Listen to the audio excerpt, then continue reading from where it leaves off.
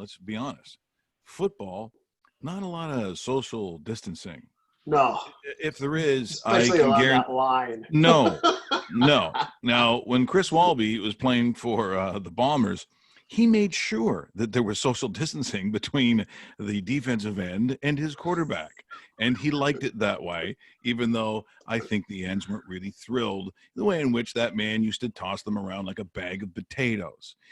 Just the previous interview we had with Tom Burgess, he had some interesting comments for our good friend Chris Walby. In fact, I believe the one quote was, playing for Saskatchewan, I didn't dislike a lot of the guys. I didn't dislike Chris Walby until I played with him. So now, bring the big man on himself. Hey, big man, how you doing this morning? Well, I got to tell you something, guys. I watched that video with Tom Burgess, and I got to tell you, he looks exactly like you did, except he's probably spending a lot of his money on dyeing his beard now. I mean, the guy's 60 trying to look 40. No, let it go, man. Let it go white. It's like this is perfect. But yeah, you know what? Tommy B was a special guy, guys. You know that as well as I do. Great interview, as always. And listen, I started thinking about Tommy B and all the guys I got to play with, all the great guys. But Tommy B just made me laugh because, like I said, and we were hanging around. He's the only guy still to this day who tries to buy a round with his room key. Then he goes, "Oh, I forgot my card." Come on, buddy. You're the big money here. You're the wheel. You're the guy that, turns this whole offense, but you can't buy a round of beer. Don't rely on the old lineman all the time. Yeah. Well, and you also know, too, like, boy, when he was talking about the schools that he didn't go to, like Princeton and Yale. Oh, God, yeah. I mean, he's like, that's Tom Clements, and you know what I'm talking about. That's that upper echelon of IQ guy. Now you can tell by the way he played the game, but I had no idea. That's you got a brainy quarterback there. Yeah, he's super intelligent. When you mentioned the other guy, obviously Tommy Clements, we used to call him Briefcase because if you ever saw the guy, he's like 5'10". He looks like a normal guy off the street that might be selling, pushing a cart of potatoes around. And you look at this guy, and all of a sudden, next thing you know, you watch him in a huddle, and he's just so intelligent. He understands the game.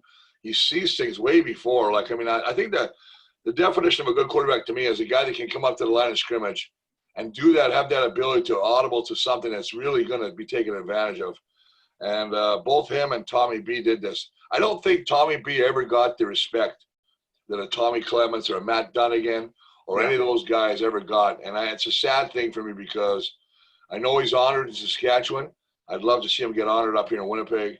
But, just a great guy. And I have to say this, probably one of my favorite, if not favorite teammates, because he's just one of the guys. And you got to love that when a guy goes to war with you and he's got that mentality. Chris, let me ask you the same question I asked Tom. The 1990 Grey Cup, what do you remember about it most outside of the ass-kicking you gave to the Edmonton Eskimos? I think walking in thinking we were really underdogs, obviously with, they had a great quarterback there and Tracy Ham. And I think that, I think you guys hit it on the head, the third quarter where we just exploded. And the offense, if you look at 88, we won that game through defense. And most of the times it'll tell you, a good defense wins you championships, right? A good offense will win you football games. So for me, I just thought it was the way that our offense finally clicked in a great time. And there's some guys on that team that I wish are still here that could celebrate. Obviously, Warren Hudson, Nicky Benjamin, a lot of guys that really were on that team that were just basically key members who have unfortunately left this football world a little too early.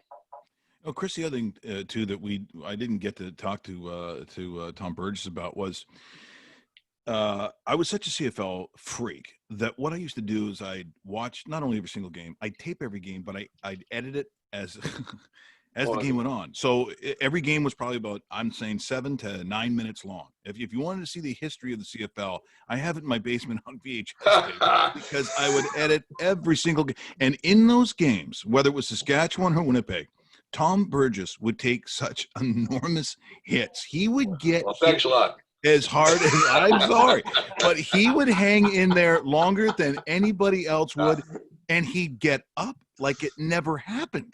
It's not like he was looking at the offensive lineman to say, "Hey, you got beat on a player, you got this. Sometimes a guy just hangs in there longer. You're only supposed to protect the guy for so long. And if he's still standing there, he's going to take a shot.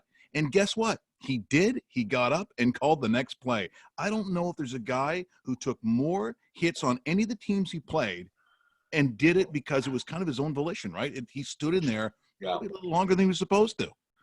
Well, maybe I'll take that back that he was a smart quarterback. Obviously, it's taken him a whole lot longer to read the defense than I thought. Yeah, you're right. We got, your base goal lineman has to hold a guy like 4 to 5 seconds. And even that's a long time. But you know what? For a guy to sit back there, wait for that that play to develop to actually throw the ball downfield. And yeah, he took some hits. Every one of our quarterbacks took hits. I'd be lying if I said we kept everybody clean, because that's just not possible. The talent on that other side of the ball is pretty incredible. And you got guys, and I remember we were playing guys like James Quick Parker and Bobby J. And I was on a show in Saskatchewan the other day, and I was making fun of Bobby Jurison because Bobby Jurison, I used to go in the game and I was a cocky little crapper, and I'd go, "Hey, Bobby, it's a pass." And he goes, "Screw you, Walby." I go, "No, it's a pass." And sure as shit, it was a pass. Now he can't. Now he's mad at me. So the last All-Star game, 1988, I believe we're in Ottawa. No, Edmonton. So we're in Edmonton playing the Grey Cup champs. And 2:30 in the morning, he bangs on my door in his briefs. Oh, no. And no word of a lie. There's Bob Aldag, Roger Aldag. There's Bob Poley. And we're doing one-on-ones in our skivvies in the hallway. And I still own that son of a bitch. Can't beat a man in his underwear. You can't beat him on the football field. That'd be the truth, brother. Okay. That's gospel.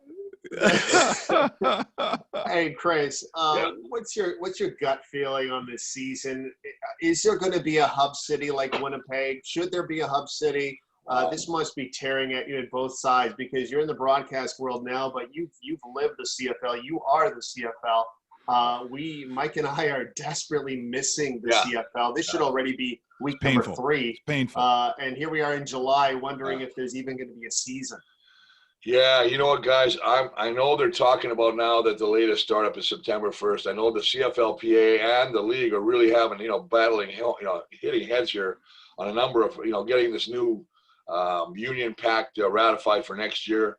But forget all that stuff. For me, it's all about the safety of the players and safety of the city. And if you look at what's going on in the States right now, it's ridiculous, right? I mean, obviously, they're setting records for spikes in some of these places, Florida especially, right? So when you bring these guys across, first of all, I'm thinking about their safety. Second, I'm thinking to myself, are they only going to have a 6-game schedule? So you get a 30-year pay. Now these guys are going to come back here. The dollar is crap. We're paying, 40 cents on a buck. Yeah. Now they got to pay tax here on, making less money. Then go back home, pay tax there. Unless the government gets involved somehow, and whether it be something as simple as saying, you know what, we're going to pay players for that, just a short term in American money, so you don't lose as much. Yeah. Because I don't know how these guys are going to come up here and play. I'll be honest with you. To be, quarantined again. They don't even talk about when, if that border's ever going to open. I know they're doing it in NBA. I know they're doing it in baseball, but there's a whole different economic amount of money for those teams compared to what we have. I don't know. I'm scared. I'm trying to be optimistic. I'm really trying to say, hey, we can play a 6-game season, but I'm not sure. My heart says yes. The common sense factor on one shoulder says to me, I don't know if we're going to get this done. Yeah. And I think a lot of us are sitting in the camp that you just spoke of. The one thing that unnerves me, we're not a very political show at all, basically, because we're not smart enough to issues, so I don't even pretend. But the thing, when I saw that Cirque du Soleil was looking for, I don't know how many hundreds. Oh, God, yes. And I go, hold on, wait a minute. You mean the thing with the clown mask where people are doing flips and stuff in Las Vegas and around the world? Yeah. Is looking for hundreds of millions of dollars, when the institution of the CFL, which is only Canadian in Canadian cities for Canada, we were looked at like, how dare you ask for money as an entity? I'm like, are you kidding me? Well, Cirque better not get 1 cent supporting a bunch of people. Again, look, are they great? Yeah, I suppose, if you like that stuff. But they're in Vegas, they're in Paris, they're in Atlantic City. I agree 100%. Right? So why are we not protecting something that's over 100 years old that is 100% Canadian? You know what? And I listen, I'm a fan of Randy Ambrosi, not just because he's an old ex-old lineman, but I think he's a very smart individual. But I think he made a major gaffe when he went to ask for money from the feds without bringing the Players Association there. When you don't go there as a unified body, I think it messes you up. And now the fact that they're butting heads about, how they're going to get this agreement next year, the ratification of the Players Association agreement, you need to get this thing straight. You need all your cards on the table in the right spot. So if you can go to the government and get some money, you're unified. If they don't do that, the government's going, well, what the heck? Maybe we'll throw some money at these acrobats. But no. And that's a great point you bring up about the Circus du Soleil, because I know they throw money around, and right now, listen, God forbid I get political either, but our kids and our kids' grandchildren will be paying for this in a lot of years. Yep. You were right on that one.